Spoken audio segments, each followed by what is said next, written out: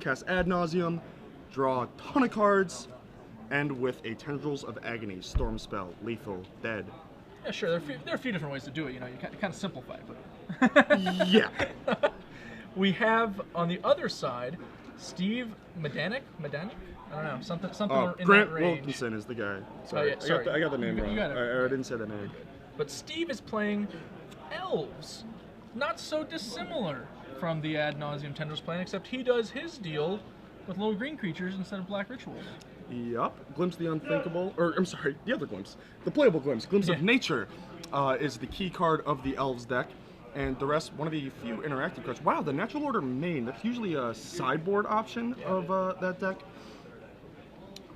What does he have to find? Does he have... He looks to be playing mostly the Denver list that LSV and crew innovated with the Regal Forces and Craterhoof Behemoths, or Behemoth, I should say. And that hand, clearly he kept on the strength of being able to turn 3 Natural Order with a Green Sun's Zenith for a Dryad Arbor, or a turn 2 Green Sun's Zenith for any other elf in the entire deck, basically. Right. The Elves deck is often fairly all-in on Glimpse of Nature. They need to draw it, they need to resolve it, and once they do, then they can, you know, go power through their deck and win pretty easily. But the Natural Order, the Green Tinker, gives them a slightly different game plan. Instead of drawing to 4 cards, they're drawing to 7 by playing 3 Natural Orders for, you know, that type of giant, powerful effect that can help them win the game. Yeah, now without the Green Sun's Zenith, his hand, much less attractive. Just Quirion Ranger and a virtually uncastable spell, considering the hand he kept, and 2 Natural Orders, which against Ad Nauseam, turn 4 on the draw. Looks like a Regal. Looks like a Regal Force also hiding in there. So he had 1 when he got duressed. He drawn. Regal Force, 2 Natural Orders and 2 lands. Yeah, not the best hand. And Ad Nauseam Tendrils, not a deck that's going to give you a lot of time to draw out of such situations, as Ad Nauseam usually goes off around turn 2 to 3. It should make Steve feel better. Losing his Green Sun Zenith probably didn't significantly affect his ability to win this game, because his big plan was going to be probably once he was already dead. Yes. So the fact that it's a turn later than before doesn't actually change its functionality. Yep, a couple cantrips here setting up the wow. Those are some good. Those are some powerful spells. LED Infernal Tutor inside that Ponder, which is a key combination in the Ant deck. He does already have an Infernal Tutor in his hand, so he really just needs the LED. And this looks like an assured kill next turn. Yep. It's possible he'll maybe take a turn since he's got time. Wow, Craterhoof Behemoth. the awkward the draws hits continue. Keep on coming. Yeah, I wouldn't be that surprised if Grant, maybe Infernal Tutors for another Dark Ritual or something like that. I'm pretty sure this is an assured is kill. He just going for it? Yeah, okay. It's he's got Dark Cabal, the LED. He can Infernal for another LED. That's a good point, actually. Yeah, I forgot that will actually net him a mana, so he can actually just turn the Infernal Tutor into a Ritual that way. Yep. Much more efficient than my suggestion. No surprise. Yeah, or he can turn it into even more mana by using Cabal Ritual. Oh, yeah, he had a Cabal Ritual because the Gemstone Mine is going to be sacrificed, giving him Threshold. That's a lot of mana. And with that mana, he's going to play a Lion's Eye Diamond for free. It costs 0. Then an Infernal Tutor, and with that on the stack, sacrifice the LED, discard the rest of the cards, so you're hellbent. The Infernal Tutor finds anything you want, and he is actually at a high enough storm that I think he can just find his other Infernal Tutors and Tendrils. He doesn't even have to risk an Ad Nauseam here, if I'm doing the math correctly. Well, he'll only have 1 Infernal Tutor left in the deck. He only has 3? No, that's what I'm saying. Like, he drew all 3 this game. He has 2, and he's played 1. He just played another one. And he has another one in his hand, so there's 1 left in the deck. Oh. Yeah. So he's chaining that one for a Cabal Ritual now. So yeah, he's not shortcutting us. Okay. Yep. Oh, he can go get 1 more. A lot of mana, a lot of storm, a lot of frownies for Steve. Steve, frontline Medanic. There's the LED. That last card, Steve's hoping it's a swamp. It's not. It's not a swamp. Spoiler. Hope that there's some sort of giant miscalculation. Yeah, I've seen it happen. Just on Moto this week, one of my opponents did exactly this, except it ended with a concession instead of an Infernal Tutor. Like, I don't know, I would have played that differently. I would have killed me instead of just killing yourself. Yeah, both I and my stream goers were a little confused. Yep. Oh, I love when stuff like that happens on stream. It's so much fun. It's like the reason I stream for situations like that. And there it is. Infernal Tutor for Infernal Tutor, just for the extra storm count and the lethal tendrils of agony. And we are off to game 2. Not very interactive, but easy as 1, 2, 3, 4, 5, 6, 7, 8, 9, 10. Sideboards. Does the Elves deck have any combo hate? He's a little light. A lot of people run, like 3 Thorn of Amethyst. Steve is running 2 Thoughtseize, 1 Gaddock Teague, which is also pretty common, and 1 Thorn of Amethyst alongside 2 Mindbreak Trap. Mindbreak Trap, though, I think is significantly more vulnerable than Thorn of Amethyst against Storm, due to the presence of Duress, which we saw in that game. So I don't think I'm excited by Steve's chances post-board. It looks like he gets a little better, but not significantly better, and he started off pretty far behind. For sure. Mindbreak Trap is a card selection choice that says, I don't want to die on turn 1. Right. That is like an anti-Belcher card, almost. Whereas, the Thorn is more of an not really high tide, but the slower decks that have to play a bunch of spells. There are so many different combo decks, you can't hit them all. The cards that hate against Show and Tell combo are not the same that hit Reanimator, that hit Storm, High Tide, Belcher. Yep. It's hard to find a catch-all. The only real card that's good against all of those is straight discard, but it's a little underpowered compared to some of the other options. So there is a bit of a give and take there. Steve mixing it up, playing a couple of another. In total, that's only 5 cards, right? 1, 2, 3, 4, 5, 6 with the Gaddock Teague. Okay, 6 with Gaddock Teague. So, 6 pieces of hate. That's a fair amount. That's a reasonable amount. But it is a little varied. It's a little awkward if you're like Teaguing and Mindbreak Trapping, but they're gonna have to answer the Teague. Yeah. I don't know. You have to draw the right combination of them. It's true. And enough of them. Like, I don't think 1 piece of hate is going to be enough to deal with Ad Nauseam, especially with all of its cantrips. And if you're playing the Thoughtseize plan, you have to do it before Brainstorm's online to protect. There's a little interactions here as we look at the Ad Nauseam sideboard. Doesn't look like much changes. Obviously, combo decks their sideboards are going to be more geared towards the control decks, because those are the matchups that they're more afraid of. Instead, he's just got, I'm not even sure he boards any of these cards. He has a second copy of Tendrils of Agony. He's got some removal that isn't necessarily great. I would imagine maybe just a couple Chain of Vapors if he was afraid of, say, Leyline or something like that, or the what's it called, the Thorn of Amethyst.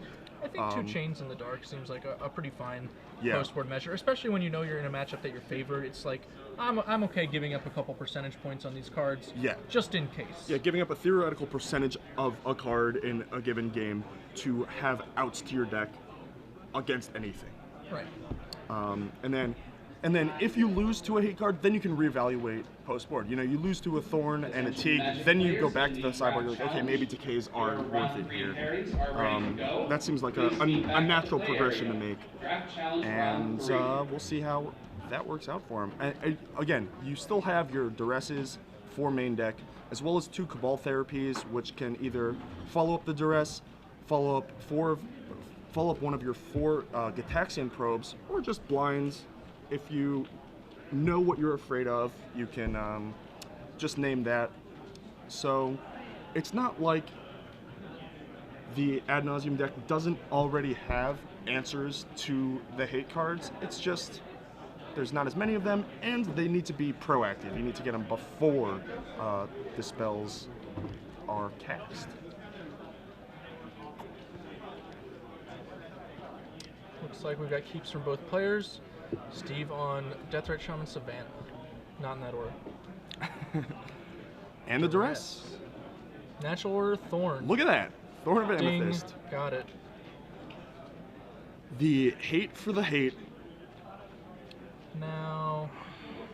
And Steve's hand looks awful now. Yeah.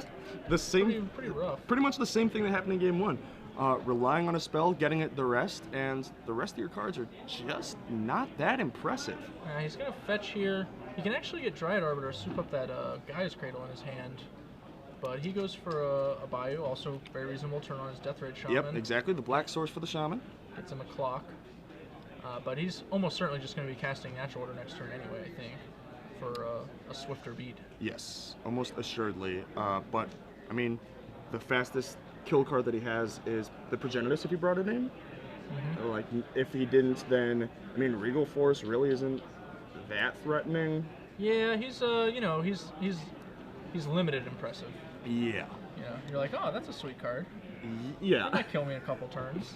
It's not really Ant's, Ant's nightmare. it's probably what he's going to get. I mean, the Crater Hoof Behemoth is maybe a turn faster, but the Regal Force might draw you into a Thoughtseize or something like that, which you're going to need. The Ad Nauseam deck, with its card redundancy, multiple cantrips, a lot of card filtering, it's so consistent at killing on turn 3. I mean, sometimes it kills turn 1, sometimes, and it kills turn 2 fairly often, but it almost always is able to kill turn 3 if you let it Goldfish. Yep, not very difficult. The hate has to actually be there, and you know, Steve kept a hand with it this time, but Duress. Wow, second Duress for the Natural Order, and things looking bleak for Steve Frontline Medanic. Needs a live card. Drew a Bayou. Not the most live card. He can, you know, get in some beats, but we're not going anywhere very fast here. I would be pretty impressed if Steve was able to pull this out. There's got to be a string of hate cards, maybe a Natural Order into a Regal Force, into a Thoughtseize, so you have the clock and the, you know, things are going to have to go, I mean, the waves are going to have to break in his favor at this point. Grant has drawn a couple of cards. You know, he's inundated with cantrips. He's getting through them in here, but he does have Ad Nauseam at the top anyway. So if he can, you know, just make his land drops, untap next turn with some lands, he'll be able to Ad Nauseam on a pretty safe life total. Yep. It looks like right now he's okay with just trading what's going on for additional time. He's probably debating right now whether he should just Ad Nauseam or cast Ponder. Yeah, and I have no problem pondering, taking theoretical 3 more damage, letting Steve have 1 more card. You could turn your Ponder into another ritual or something to assure you're going off. That is one of the problems with playing so many cantrips, is sometimes you get hands that don't really do anything. Your cantrips hit more cantrips, and you can only cast so many a turn. That's really the only downside to having so much card redundancy and card filtering, is sometimes you can sort of run yourself out of time. That's true. He also, it looks like, he's a little shy of being able to get Threshold this turn due to that Deathrite Shaman, right? Yes, I believe that is the case. But if he had, I'm not sure which land he played this turn, but it's possible if he had held until, you know, maybe cantripping his way into a fetch land versus the other land. Because I think he played that Underground Sea, but I'm not 100%. That could have been a factor, which is, you know, a minor edge. As is, you know, it's only going to cost him 3 life. Yeah. Considering his opponent's untapping, attacking him for 1, and then can Deathrite Shaman him again. Glimpse of Nature, usually the powerhouse that Elves needs. Not so great here. He can, you know, Deathrite Shaman, bounce it with Wirewood Symbiote, cast Glimpse, get a cantrip, card. hope he gets another guy, like... Chain him, to be at honest, least into a Thoughtseize. How much worse is that play than what he's doing right now, which is just passing the turn? Which is, doing stone nothing. I mean... If you hit like a Thoughtseize or a Thorn or a Gaddock Tea, you know, you might have actually done something. But that is true. That is a legitimate point. I feel like Steve's just got to cross his fingers, get a little lucky. You know, if you get 1 more draw step, if Grant doesn't kill you this turn, and Grant, even though he's played a lot of cantrips, he is flush with more cantrips, then you can hit another creature, and then you're almost assured to draw multiple cards. But Grant doesn't look like he's going to give Steve the chance. We have Dark Ritual, 5 black in pool, 4 more cards. Available untapped. Cabal Ritual, that is down to 3 up to 8 mana. He's going to try and take Threshold away with Deathrite Shaman, but Lotus Petal will bring it back before resolution. Refresh. And The last card, Steve once again wishing that it's just a swamp and Grant had some sort of aneurysm, forgot. But it is ad nauseum. 10 is usually enough to win, but I have seen people die. This is a bit of a sweat. He does have a fair bit of mana going for him too. True, he has a ton of mana in his pool. He doesn't need, to look for a pedal or anything like that. He just needs he has Infernal LED or a Tendrils proper, or I think he has about 8 mana total, counting the untapped lands, right? That seems right. yeah, he probably has like 3 floating now. Yeah, maybe less. Somewhere in the 6 to 8 range. 1, 2, 3, 4, 5, 6.